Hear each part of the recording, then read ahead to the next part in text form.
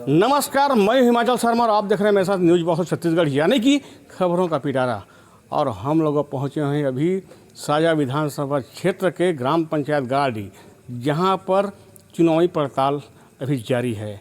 News box Chhattisgarh चुनावी पड़ताल में आम लोगों के बीच पहुंच रहा है, जहां पर लोगों से रूबरू होकर उनका विचार जानने की कोशिश कर रहा है। इसी कड़ी में हम लोग अभी ग्राम पंचायत गाड़ी पहुँचे हैं, जहाँ पर कुछ लोग हमारे साथ हैं अभी मेरे पीछे। उनसे हम जानना चाहेंगे कि इस विधानसभा चुनाव को लेकर इनके मन में क्या विचार है। जी बताएंगे, क्या विचार है चुनाव को लेकर? चुनाव कांग्रेस जीत रहा है हमारे यहाँ से, साजा विधानसभा छत्तीसगढ़ से 70+ वोट से।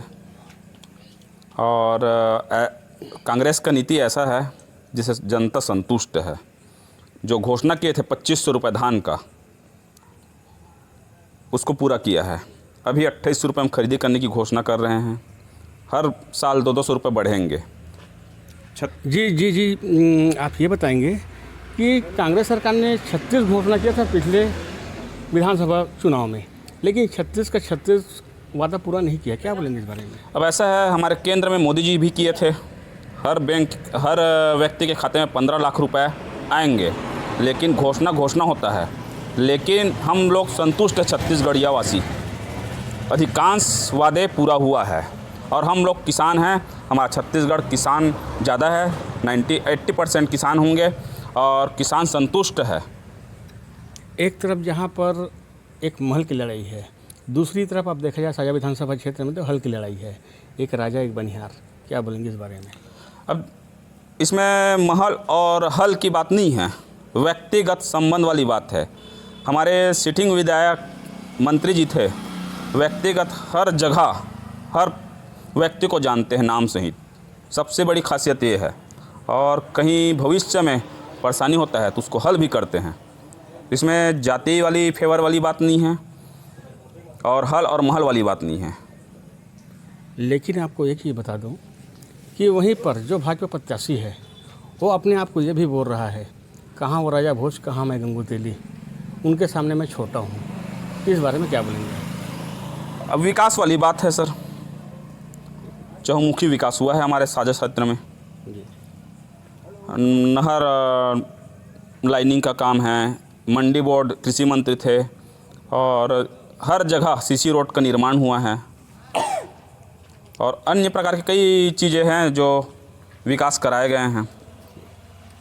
तो आपने देखा कि यहाँ पर गाड़ी में रविंद्र चौबे जी कांग्रेस प्रत्याशी का खासा अच्छा माहौल देखा जा रहा है। हमारे साथ और कुछ व्यक्ति हैं जिनसे हम जानना चाहेंगे। जी, आपका नाम बताएंगे आप? मेरा नाम अभिषेक कुमार साहू है।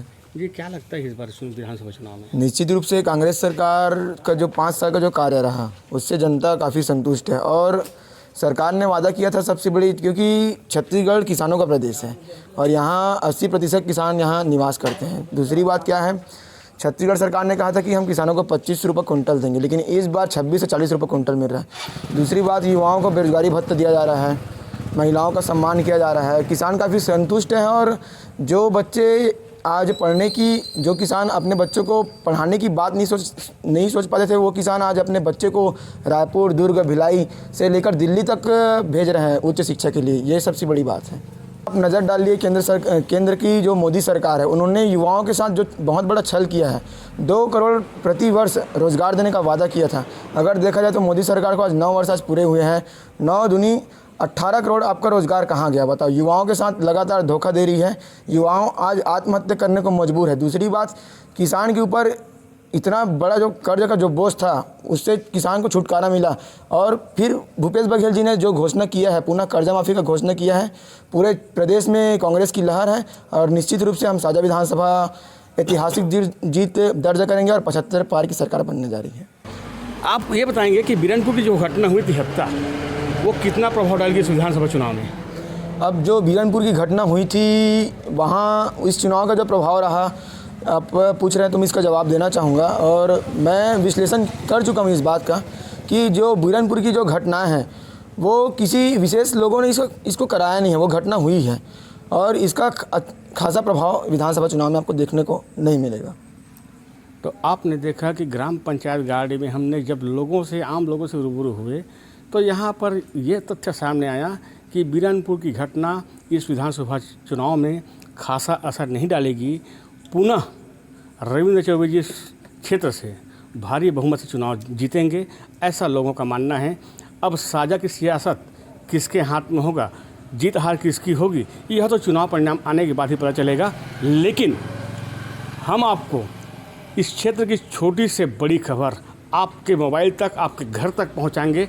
तब तक के लिए बने रहे हमारे चैनल के साथ, न्यूज़ बॉक्स छत्तीसगढ़।